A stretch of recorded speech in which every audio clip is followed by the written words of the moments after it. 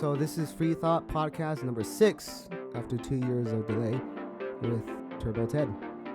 So hey. Place, and I really appreciate that. I like the idea that you could have an open dialogue of culture. And looking at the Bay Area politically, it got to the point where, you know, like I would tell someone I dislike Trump, and I dislike Trump the wrong way, so they think I'm a Nazi racist Trump supporter, and I can't stand Trump. I just told you I don't like Trump. How's it going? How was your morning? You know, we're in Las Vegas. It was freezing overnight. It doesn't freeze here very often, so it's early December, almost solstice. So interesting to see it get so cold outside, but it's toasty warm in our house. Yeah. What made you decide to move to Las Vegas? It's a really complicated story. I moved to Las Vegas for a lot of reasons. You know, I'm an older musician, and old musicians have a history here. You know, I moved here from the Bay Area, where the art and music community, I think, was getting destroyed by tech money and that sort of thing. And this is a place that's very, very open-minded, more so than the Bay Area, I believe, you know, and it's very culturally rich, so that attracted me here. That's odd because the Bay Area used to be that. Yes. So, like, what Well, the one fuck thing I happened? pointed out when I moved here right away, I learned that, like, you know, I'd done San Francisco in the 1990s, and I'd done Oakland in the 2000s, and I was too young to have been in New York in the 80s, but a lot of my friends did that, and, like, Paris in the 20s, we weren't around, but all of those places, you know, Paris in the 20s was recovering from a war. New York in the 80s was a shithole. San Francisco in the 90s was like Detroit. It was dirt cheap to live there. All of those sort of conditions, and Vegas had that when I moved here 4 years ago. For artists to be happy, you need to have a dilapidated, rundown area that they can come into and not feel a lot of economic pressure and then just freely do their work. And so that was happening here when I moved here 4 years ago. I remember that you had mentioned that. Some people make some money off it, but it's really hard. So that's why artists needs like a cheap place to live. Right. I realized that, you know, Las Vegas has one of the top arts communities in all of North America. You know, when the COVID shutdowns happened, plywood went up in all the business districts. You know, we saw that around the continent and many parts of the world. Yeah. And here in the arts district in Las Vegas, immediately artists took that upon themselves to cover them with beautiful, colorful murals, and I was helping do that. And if you looked at news programs through North America, the top cities reporting murals on the plywoods were Vancouver, British Columbia, Seattle, and here, Las Vegas, and not in that order. Yeah. You know, in San Francisco, if you've been an artist outside, you know, painting a mural, you'd have gotten canceled on social media. In New York, you know, the plywoods had warning labels like Hurricane Katrina, like do not enter, and all of that sort of like legal warnings. So here, the arts community was very strong, reacting to that time. I'm glad because the arts is important. And what do you think Why do you think that is? Like, why do you think? I mean, people associate Las Vegas with money, which capitalism. So how could this be the foundation of a place where artists can go? Vegas is very interesting in that the whole town is sort of based on this tourism thing, and the whole town's based on hospitality, which means everyone's welcome. It's very open-minded. So, you know, when people come here, you know, the locals say, like, oh, you're here to visit? You're here for the show? And they don't know if you're here to see Lady Gaga or the Raiders game or the dental hygienist convention or the creepy old man porn photographer club. They don't know. It's all good. They don't care. It's all accepting. It's all welcoming. Yeah. It's all about hospitality. And then the people here are mostly, you know, pilgrims or immigrants from all over the world also. So it's a very welcoming town. And then also with all of these, you know, huge things happening in the casinos and all of that, there's a lot of artists that have to make all these installations. If you go to one of the big casinos and you know, you realize this, you walk around like, look at all these huge dolphins up in the sky. Well, someone had to make those, and they live here. An artist had to make that. Yes. God, that makes sense now because it's really people don't consider that the fact that like art is worth a lot of money. It's a culture. You can't even put a price on it. You know, you have to have a cultural riches. And as we've seen technology march forward, you know, like selling a record isn't the same as it was, you know, when I was a kid. You know, everyone just downloads it for free or streams it for free. You know, it's a different set of conditions. I mean, when we had the COVID shutdowns and they had this non-essential labeling, I mean, the arts were one of the first things to be completely non-essential right away. So, you know, it's not a good thing in terms of finance, but in terms of just having a value to your life, it's immeasurably important. Yeah, I mean, people are inspired by art, so you can't really put a price on that. I mean, you can.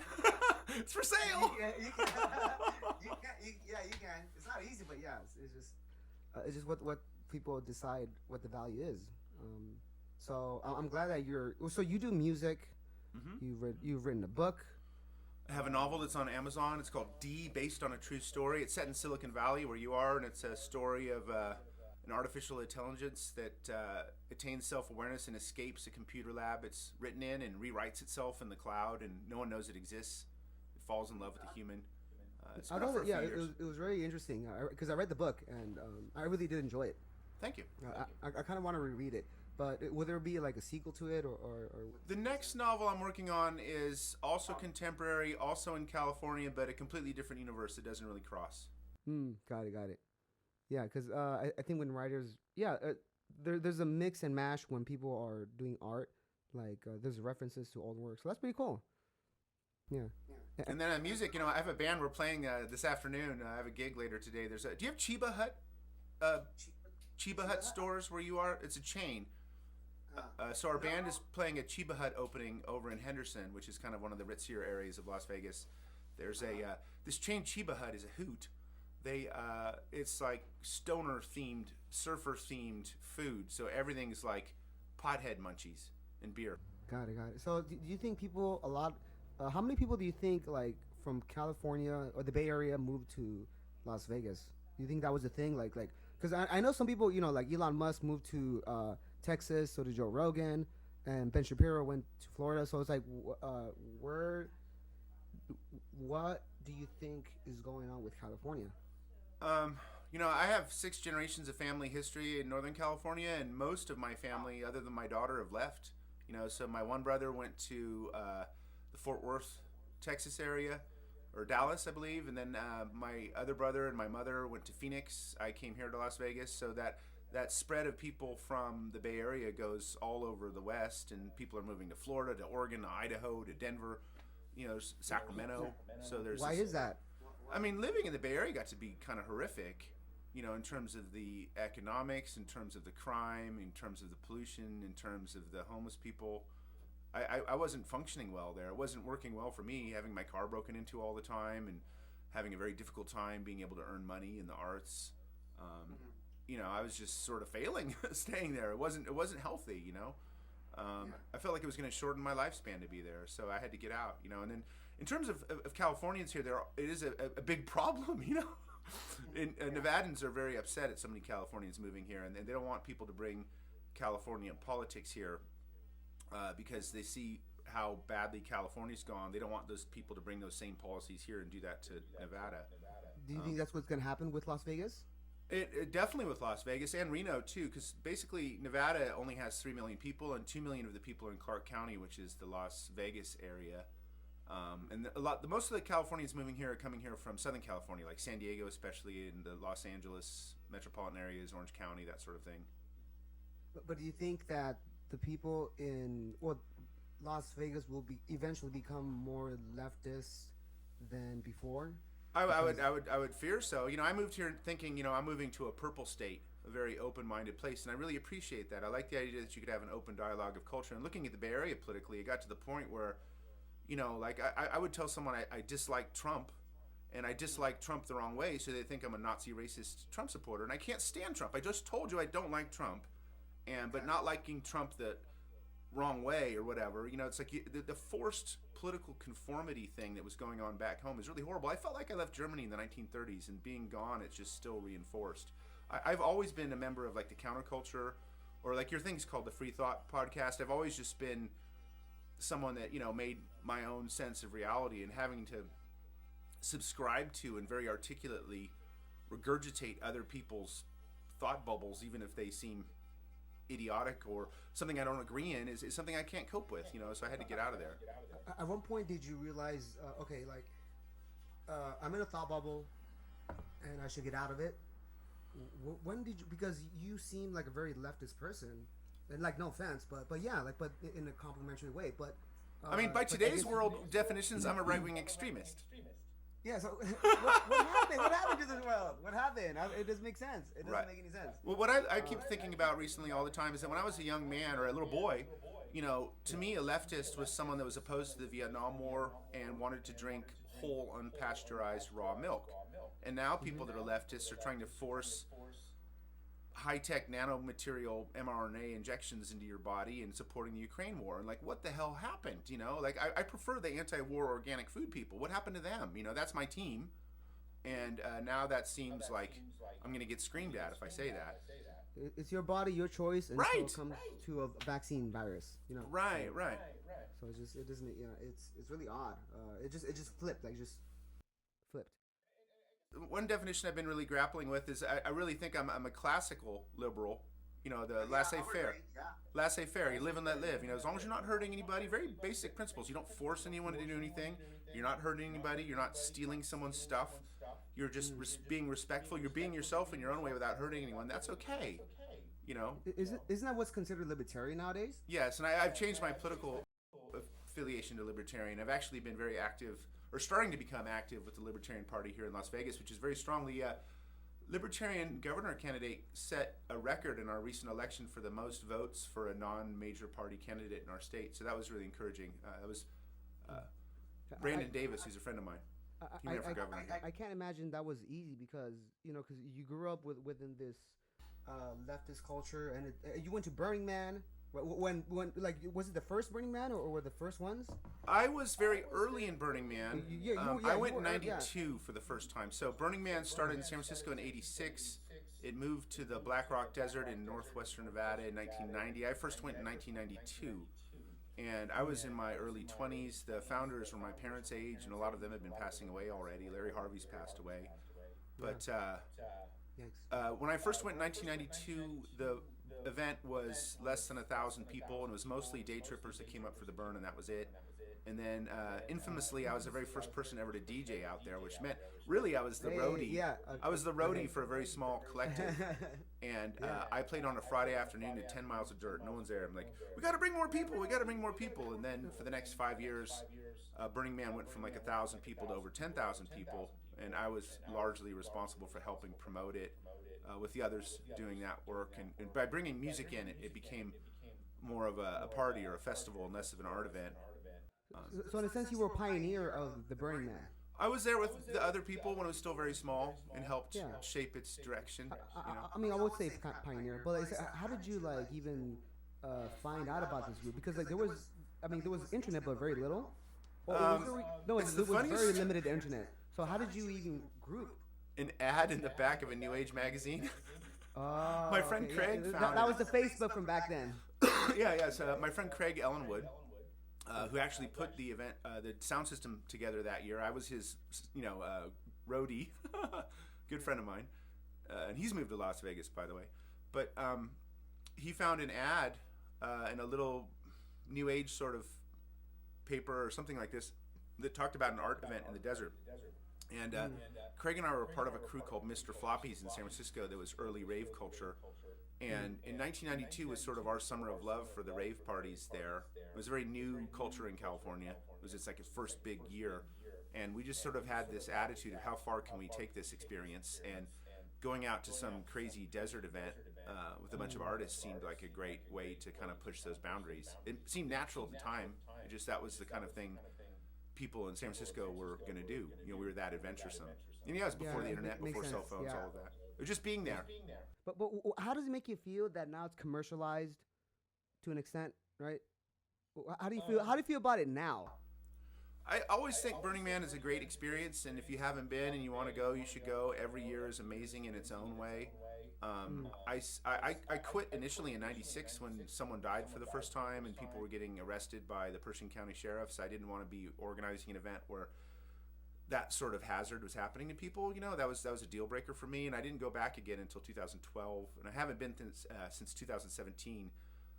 I see there's three major eras. There's this sort of anarchist prankster era, which I was a part of, that ended in 1996, and then there was sort of a collectivist era that replaced that ended in 2007-ish, and then the jet set era started around 2010 or so. So I wasn't really fond of the collectivist era, and all my friends were going, or a lot of them were, and by collectivist, what do you mean? The model became like a kibbutz in Israel, like a worker collective. So you were, you would do a gate shift or a perimeter shift or some kind of shift, and then you would get housing and food and a shower in exchange. It was sort of a worker collective, which was appropriate to keep the festival going at that time, you know. And then around 2010, celebrities started going, like P Diddy and so on. And yeah, people caught on. Yeah, it was even on Malcolm in the Middle. right, it became very So mainstream. mainstream got hold of this thing and partly, in a sense, hijacked it. I would think. It's just gone its course, you know. I mean, it's just gotten bigger. You know, it's gonna do its thing as it gets bigger. You know, I obviously disagree a lot now with the way the org runs it, and I have philosophical differences. But one of the toughest things for me with Burning Man is I went there when there was no rules, really, very few, or just they fit on a single piece of paper. And like any city or community or town, and I really like the city-state model in terms of politics. You know, as a city-state, it has had to force rules on itself to succeed and exist. You know, and Why city state as opposed to another form of government? well, I don't like the United States federal government, which is this huge monster waging war around the world and stealing all of our money, and you know, there's so much of a lack of accountability or control. You know, like here in Las Vegas, you know, the city is corrupt as it is. You know, God bless it. It still is mostly focused on the functions of what it takes to be, you know, in Las Vegas. You know, like Las Vegas should be focused on Las Vegas. It shouldn't be focused on Ukraine or Washington D.C. or San Francisco. It should be focused on Las Vegas. And my life shouldn't be based on Ukraine or San Francisco or New York. I think if say we see the federal government of the United States collapse, or we see the globalists attempt to take over the world collapse, or we see the EU collapse, I think the city-state model is going to continue. I mean, these cities aren't going to go away. The buildings aren't going to go away unless you bomb them, you know. Okay, so do you think? I think I'm trying to gather what you said. I think what you're saying is that these communities, these hubs, like San Francisco Bay Area is a hub, Las Vegas is a hub, and right now, San Francisco Bay Area hub is more prone to just homelessness and all these negative aspects of society, whereas Las Vegas, they might be onto something. No, you know, it's just each place has its different flavor. You know, like obviously, you know, San Francisco has lumped itself so 1,000,000% into the blue state side of the culture war in our country. It's overwhelming to be there if you don't participate or subscribe to the terms and conditions of that war.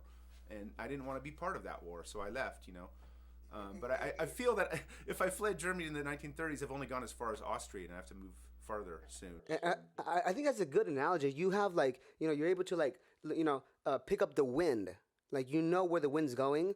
So it's like some people, like people that knew that Nazi Germany was gonna happen, they got the fuck out.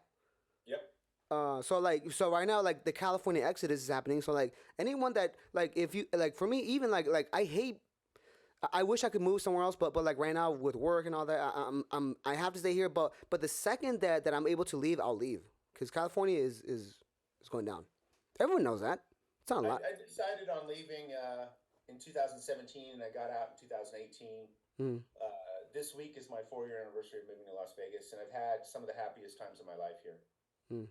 There we go. See, there is. One of the ways I described, you know, San Francisco's collapse to people. You know, I used to run an art gallery called Artitude. I was the store manager. You know, I wasn't the owner, but I was just there day to day, you know, keeping the doors open. And around 2014 or so, things really started changing in San Francisco. And you know, I was in San Francisco. I was living south of Market near the Twitter headquarters and near the Federal Building. And I used to walk my girlfriend's dog in the Federal Building courtyard. There's this little miniature Bichon Frise French poodle. He's like neatly groomed, and I'm wearing a velvet jacket and a tie, and I'm walking this little dog, and I look like the gayest man in the world. And this the Federal Building, which is like a marvel of architecture, they would have every night janitor out pressure washing the grounds, and there's security guards out there patrolling. And I would take Marcel, the little dog, out to have his poop, you know, and I'd have a little bag, and I'd pick up the poop, and then I'd run off. You know, the guy in the jacket and the tie is scared I'm going to get the $150 ticket for pooping, and I'm running off, you know. Yeah. And you know, that was like a block away from you know, staying in a $1 million apartment my girlfriend had.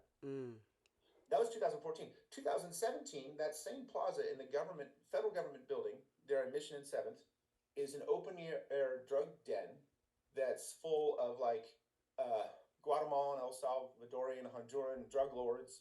And people passed out on the ground with syringes. Isn't that too much of an assumption? How do you know they're drug lords?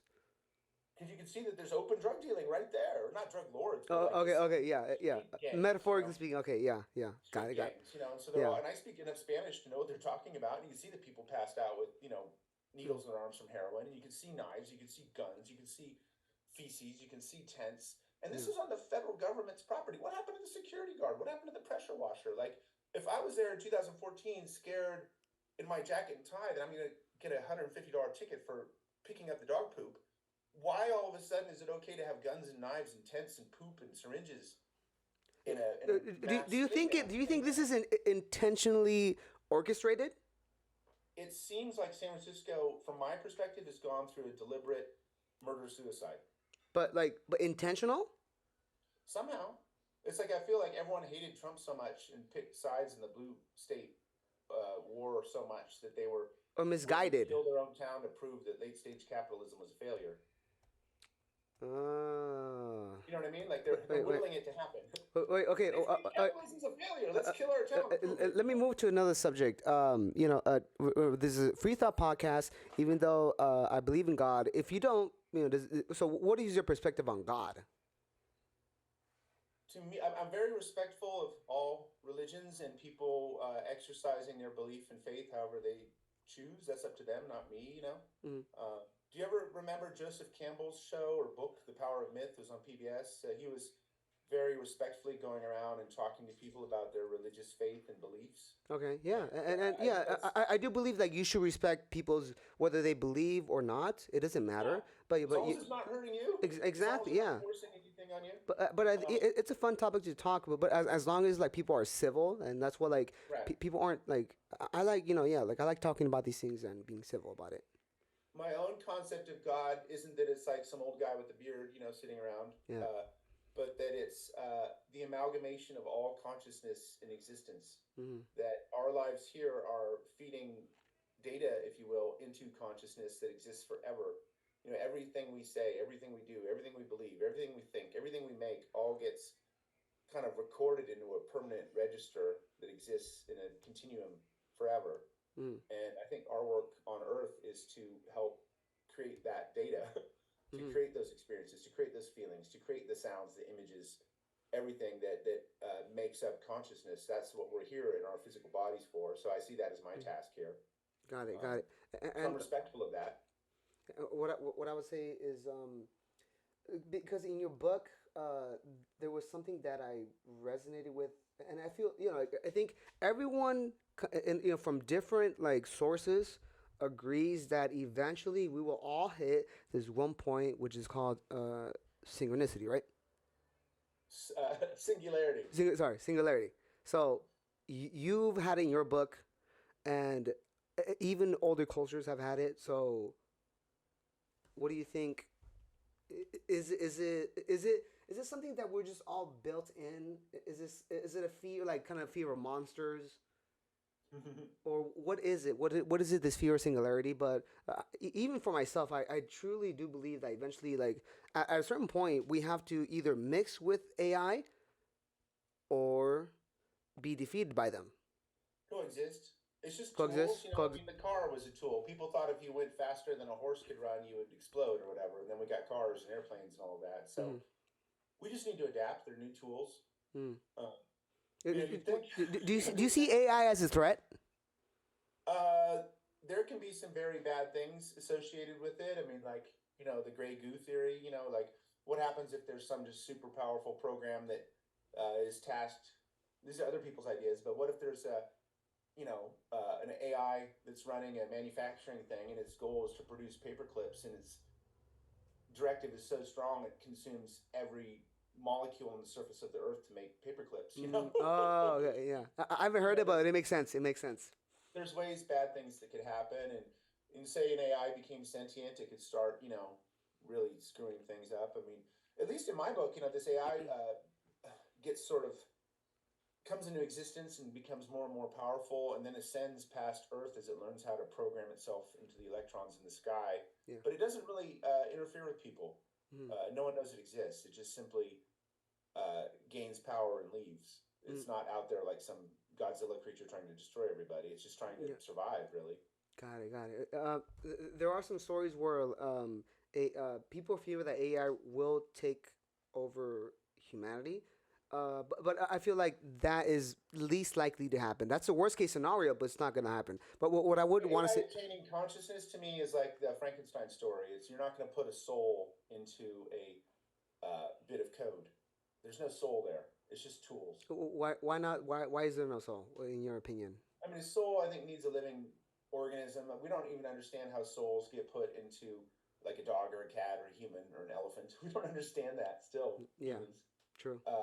But that magic I don't think is going to cross over into any sort of circuitry based thing. In my book it does, but that's like a science fiction. Yeah. What I want to get to now, if you don't mind, is like, who is Yosemite Spam? Yosemite Spam. Okay, so this is a bit of a groundbreaking moment for me. I'm outing myself as Yosemite Spam. Yosemite Spam is a Twitter troll, Hmm. an account I created during COVID. Hmm. Here in Nevada, we had a pro-lockdown governor called Steve Sisolak, and he was very corrupt, and he forced In Las Vegas? restrictions on Las Vegas Oh. Hmm. that were catastrophic. And Las Vegas and Nevada recorded the highest monthly unemployment statistics ever recorded by any state in United States history as a direct result of his COVID shutdown policies. Were you there? Were you there in the beginning of the lockdown? Yes. Oh, okay. Yes. So So you moved before that. COVID. You have Yeah, just before I was here a year before, okay, got it. and it was actually surreal being here. Like I talked a little bit earlier in this show about how we were out painting murals. I'm an artist. I was painting murals, riding my bike around. My girlfriend at the time is now my wife. We were riding our bikes every day through like the strip. So to ride down the Las Vegas strip where all the lights are turned off, it was amazing. I felt like we were Elvis and Priscilla Presley, and it was like, hey, can you just please close down the strip so we can go on a bike ride? And it was like that every night. It was like kind of like being in heaven, or like the Mega Man film or something. You didn't like the lights?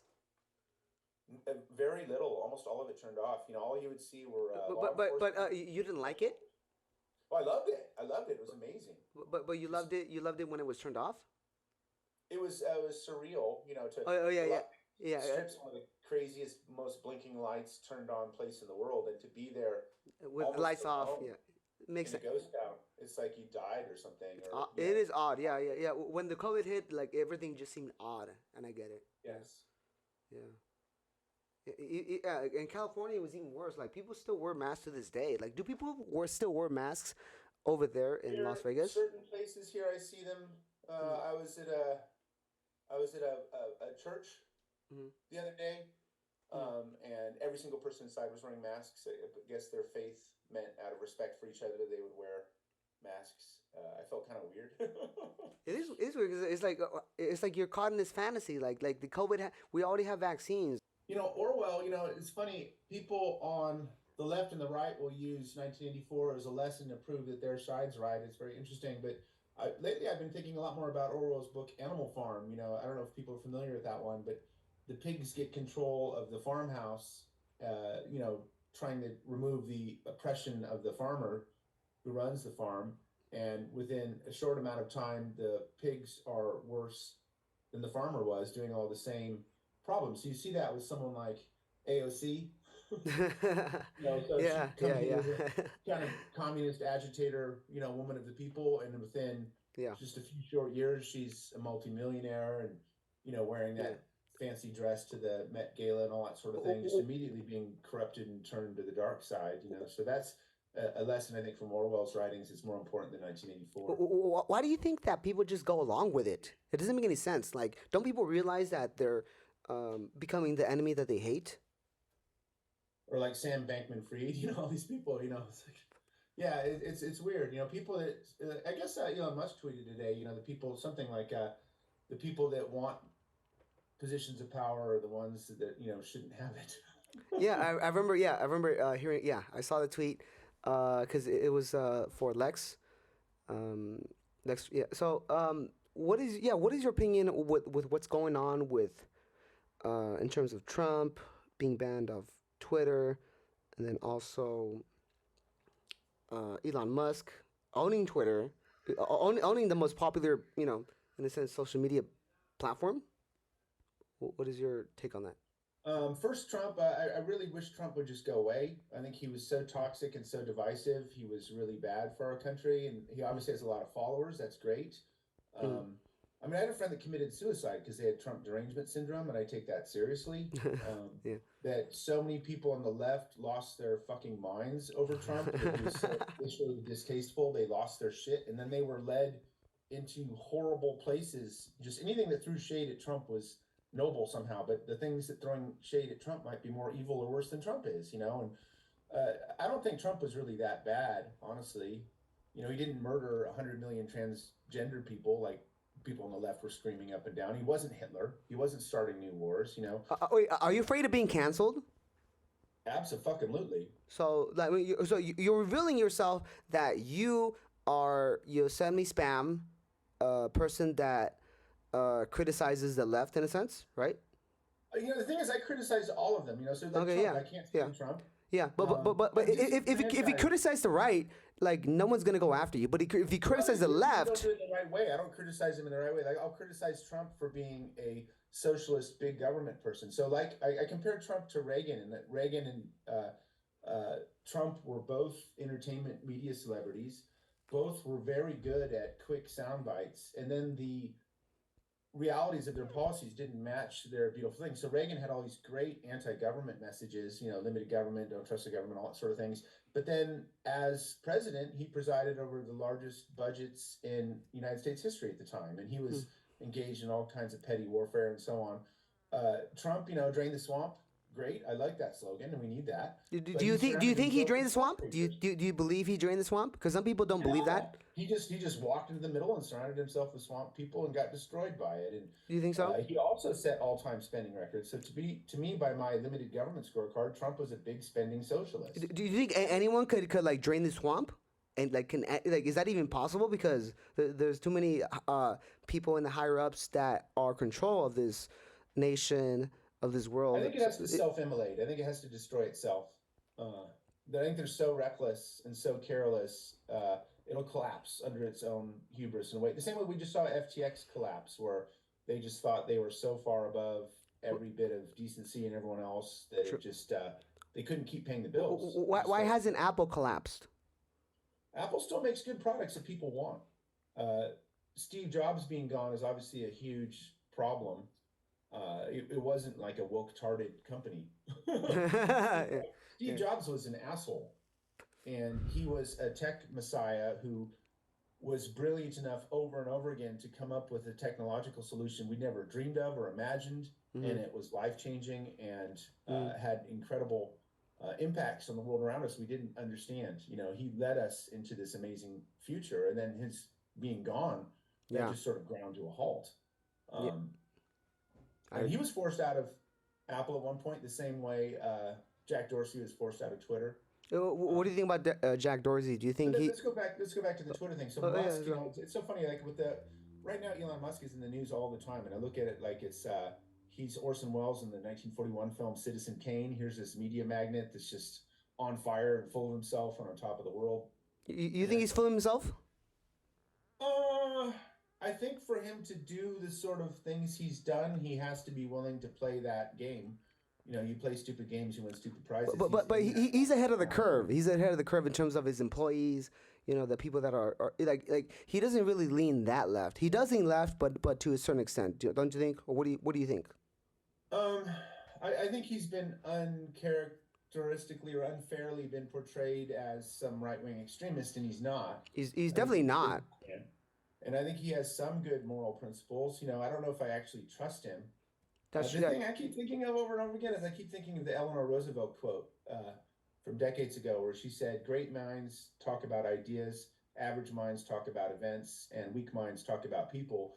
And we're being forced to talk about Elon Musk all the time. It's like I'd rather not talk about the guy so much. But like we have to pay attention right now. I feel like it's a historical thing that's playing out. What is your goal with Yosemite spam? What are you trying to achieve with that? What is the It's funny because the big objective was to attack Nevada Governor Steve Sisolak, and he lost his election. So that was a great victory, and I felt that like there were some fruits to my labor or whatever. But in the wake of that, I'd spent so much time making memes. I realized I should do something more productive. So I've really been focusing on switching gears and producing T-shirts and hats and sweatshirts and those sort of things. why And that? Why that? Why that? it's an interesting way to change the world around you. If you can make some fun political slogans and have them on a shirt and someone's wearing it, it starts communication one to one. You have a thoughtful interaction with the people around you through a thoughtful display of your allegiances on your shirt or your hat. It's a very simple thing. It's like a meme. And a friend of mine here in Las Vegas got a brand new state of the art printer that does these high resolution decal transfers, which are better than silk screening. And the amazing thing is you can make one only. So I can produce an image, upload it to a website. People can look at it. They can order one. They print just one. They don't have to burn any screens like a screen printing would have been in the past. It's an amazing new shirt technology. So I'm working with it. So last night I made a shirt and a hat for your show. I don't know if I saw. Yeah, I saw. We'll have the link in the bio. So yeah. And thank you so much. Yeah, thank you so much. I really do appreciate that. Yeah. Cool, and I can make them all the time. Yeah. So all this work I was doing making memes, I can actually make things we can wear in the real world around us. So I've got the Yosemite Spam website that's being constructed this month, but you can order the things, including the shirt and hat I made for your show. I'm also working. So Yosemite Spam is going to be more of a right-wing meme site. I'm also working on one called Skateboarding Penguin, which is going to be more of a left-wing leading idea site. So you're not really taking a side. You're not really the left or the right, but you're kind of like promoting what is good from either aspect of it. What's going on? Intelligent dialogue is really important, and like I was saying earlier in this podcast. I remember when I was younger, leftists were opposed to the Vietnam War, and they wanted raw, whole, unpasteurized organic milk. And those people have been silenced or disappeared. Like what happened? Like the left is now pro-war and in favor of all these, high-tech vaccines being forced on everybody. That's a completely ridiculous 180 turn of events, And so I think that there's great people everywhere, and we've been led down this path where we're all supposed to be, divided and conquered, and we hate white people, and we hate black people, we hate men, we hate women, we hate gays, we hate straights, all of this fighting each other. We hate Russia, we hate Ukraine, whatever. We're supposed to fight amongst ourselves, but we're never, ever being encouraged to realize that we're all here together on the same team, and that there are forces we should be critical of, like the international banking oligarchs and the World Economic Forum and the World Health Organization. These big unelected international governing bodies and financial interests are the real harms we face, and it's not the other common civilians around us.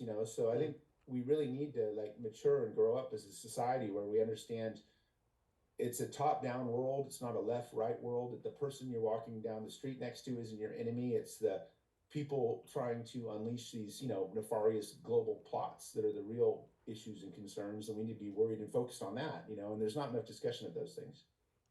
I'll agree. What do you think? What do you think within the next 10 years? What's going to happen? Because I do believe artists have a good handle of what's going to happen in the future, right? Like you said, you left California because it was going downhill. So just in the same way the Nazis took over Germany, and anyone that was smart enough, they would have left before that thing happened. Right. I think, I'm about to turn 55, and I think I've got, a couple decades ahead of me still, hopefully. And I think there'll be some more economic downturns and some more boom times, and so those are cyclical things. And I feel that from where we are right now, we definitely have the ability to go deeper and deeper and deeper into worse economic conditions and deeper and further erosions of basic human rights. That's definitely a very likely possibility. And if you look at people like the World Economic Forum, they're hell-bent on forcing that on us. People like Bill Gates and George Soros, Klaus Schwab, those are definitely enemies of the people. You just read their own teachings as they present them. And why are they enemies? I don't understand. Why are they enemies? What's that? Why are they enemies? They're really hell-bent on changing the way the world works, and they want more control. And if you look at the underlying messages to what they're talking about, they talk about saving the planet, environment. It sounds good on surface level, but their real plans are they want to take away our homes. They want to put us in brand new green government housing. They want to restrict our access to energy and fuel. They want to control and restrict the kind of foods we eat. You look at their focus on CO2 and nitrogen, and plants need those things to grow, and they think they're trying to teach us that those are enemies. Like if they're teaching us nitrogen, which is one of the basic building blocks of plants, Yeah. is bad. If they're teaching us that CO2, which what plants breathe, is bad, they're trying to kill off agriculture, which they can use to enslave humanity. It sounds like they're engaged in this noble activity, and really they're trying to kill us all. It's kind of crazy. Why can't people see through the veil? Like, can't they see that Because there is? they get stuck at it's the same with COVID. Like, oh, they're trying to save us. If it saves just one life, it's like, no, none of this stuff saved any lives, and they've actually killed people with these policies. So people are easily tricked. They have a heart. People want to think that they're caring. People want to think that they're considerate, but they don't think things through or understand the people who are unleashing this stuff on them. What the underlying terms and conditions are. Like, people are so incurious to dive any farther into these messages. So you're asking again about the next 10 years. I think we have the ability to fall off a cliff into some horrific sort of dystopian things. That's one likely possibility. And I'm afraid of that. And we need to just keep talking about not letting that happen to us and resisting those ideas as they're being forced on us by unelected globalist organizations. Again, the WEF, we have to be very focused on those people not destroying our lives. I'm very clear that their plans will fail. What do you think about Alex Jones? Alex Jones is an infotainment celebrity, and I'm not really a big fan. I did watch a whole bunch of his recent interview with Ye, and I was impressed at how well he conducted himself. And I'm really disappointed at how much Ye was attacked. I mean, Ye was just trying to describe unconditional godly love, and everyone was attacking him for being a racist. And it's like, people, you just can't think things through, can you? Again, back to the 10 years, I do think, right now the world's being run by all these 80-year-old oligarchs who have a grasp on their career and their corruption and their power grabs and all that, but I don't think they have a good grasp on technology. Mm-hmm. That, they're trying to remake all of the energy grid for their sort of green thing, and all the things they're pointing at are horribly toxic and expensive and have all these horrible byproducts and side effects and waste products and all this. And at the same time, fusion reactors are within a decade or two, and that will give free energy for everybody. So they're right now trying to enslave everyone and limit our ability to access energy, but at the same time, technology is going to give us more energy than we could ever imagine at very little cost or harm. So I think like the way that like the internet and cell phones have changed the world in our lifetimes, we're going to see technology make radical changes in spite of the governments trying to meddle in everything, or the globalist organizations trying to meddle in everything. So I think we're going to have unprecedented boom times at some point, or we're going to have unimaginable technology at some point. I think humans are going to unlock the genetic code of living things. All these amazing things are going to happen, and we're not seeing right now, because you got like these, 80-year-olds like Biden and Schumer and Pelosi and McConnell and Klaus Schwab. All these old people seem so out of touch with progress or technology or the flow of everything, and we're not really being exposed to that on the level we should be, or being thoughtful of it in a way we should be. So I do think there are really great boom times ahead, unimaginable, beautiful things ahead, but there's a lot of worry about damage that can be done to our civilization. Are you saying that you do believe that there are forces in terms of quote unquote Illuminati, people that are trying to get a grasp of this world and just control it? Do you believe in that? That's framing everything in sort of a conspiracy theorist sort of way that you can't really prove or disprove, and maybe that sentiment is kind of interesting. The idea that we should question who's in charge or who benefits. There's that old Latin phrase, cui bono, who benefits. There's a Yosemite Spam t-shirt, cui bono, that's done in ransom note letters, on my website. Who's benefiting from all of this stuff, and so. What is it? What is it? What is the solution? What is the solution? Because like, what could the common person do under all this? Not be fooled and communicate with each other, and while we still seem to have some degree of freedom on the internet and social expression, to make sure we use that to be very critical of these globalist aligned leaders who are trying to force agendas on us. All these leaders say they're into democracy, but then they're trying to force agendas on us we never voted for. It's clearly a sham. There's a lot of belief that the higher ups, they're pedos, right? You saw what happened with, was it Balenciaga? Yeah, I mean, if you look at the history of the European aristocracy, the blue bloods, and if you read like Marquis de Sade's 120 Days of What is the blue Solitude, bloods? I'm sorry. What? uh, Yeah.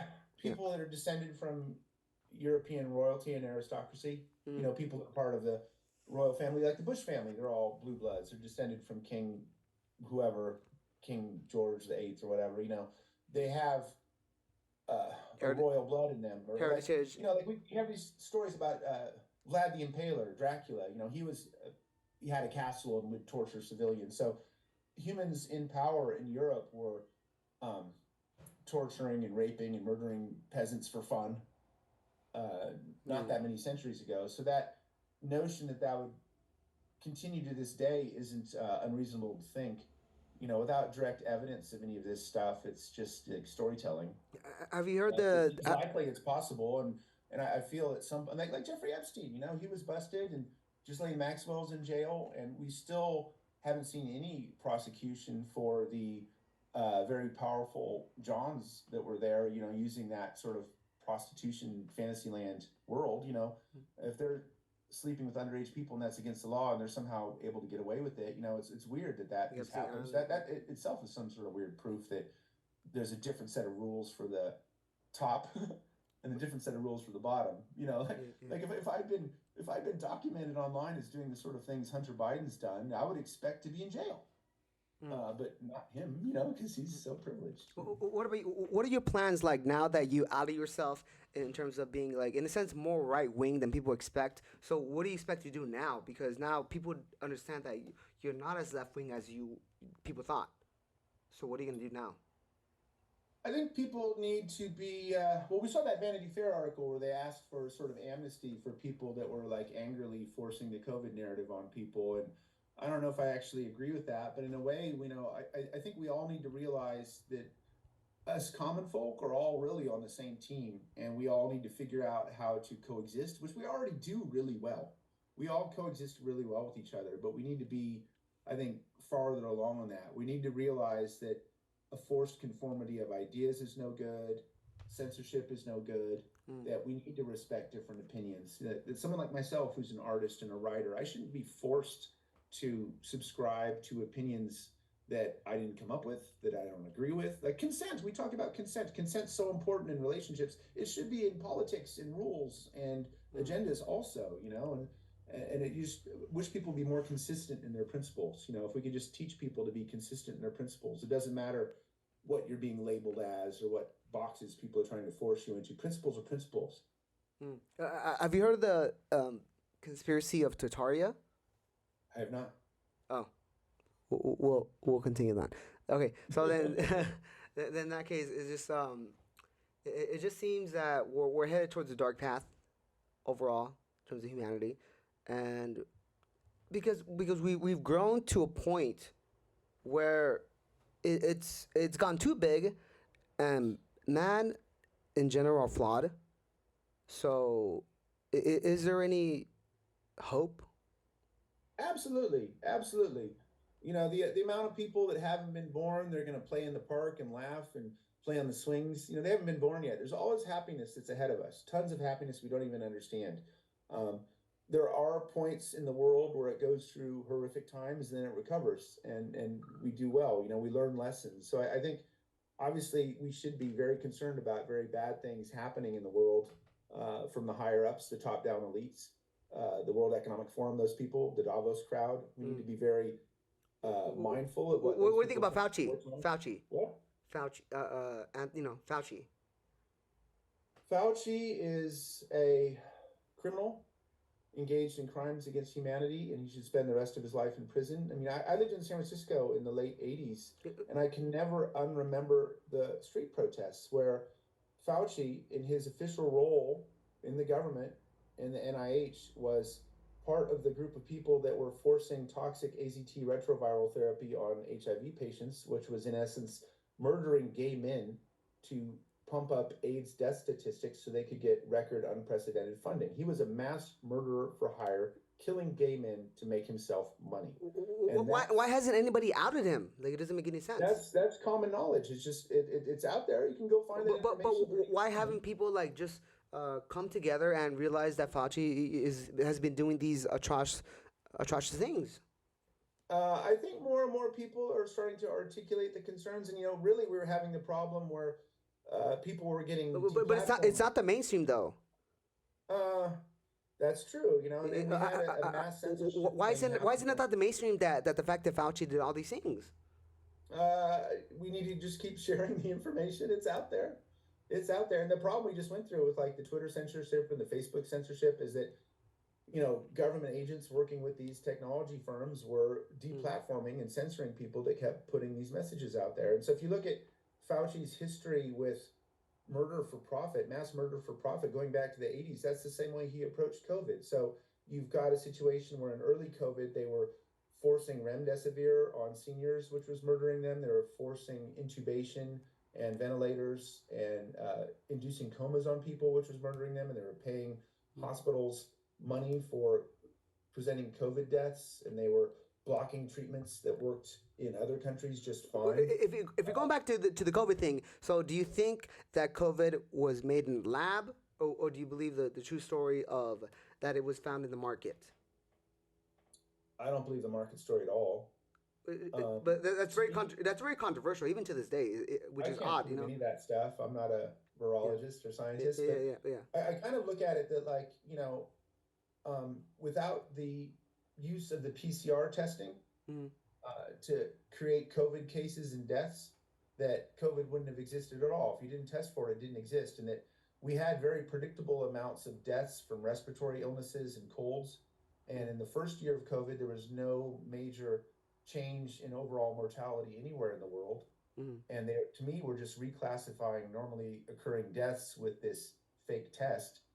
The PCR test should never be used for mass diagnostics. It should be used for research purposes only. So they had this sort of sham of a test. And it was very unreliable. Yeah, if you study PCR technology at all, it's like they're looking for something that's 20 nanometers across. So here I live in Las Vegas, and they've got these like drive-in testing centers where you can drive up in your car in the summertime. It's 108 degrees outside, and someone comes and puts a little swab up your nose, and they pull it out into the 108-degree air. That's an invalid test. Is the person in a hazmat suit scrubbing down and putting duct tape around their socks for every single test they do? No. All of these tests are completely invalid, and then it's too complicated, I think, to talk about to lay people, but like the primers and the test cycles and the PCR tests, all of this was completely fraudulently applied. And then going back to what we were saying about Fauci, it's like all of this was used for justification for tens and tens of billions of dollars to go through these corporations for Fauci to get this unprecedented power. I mean, he's a mass murderer for profit, and that needs to be addressed. And there's people writing about this. There's legal cases being made. There's people that understand this. I'm not the only person saying this. So you just have to look for this information. It's out there. You're not going to find it on CNN. You're not going to find it on Fox.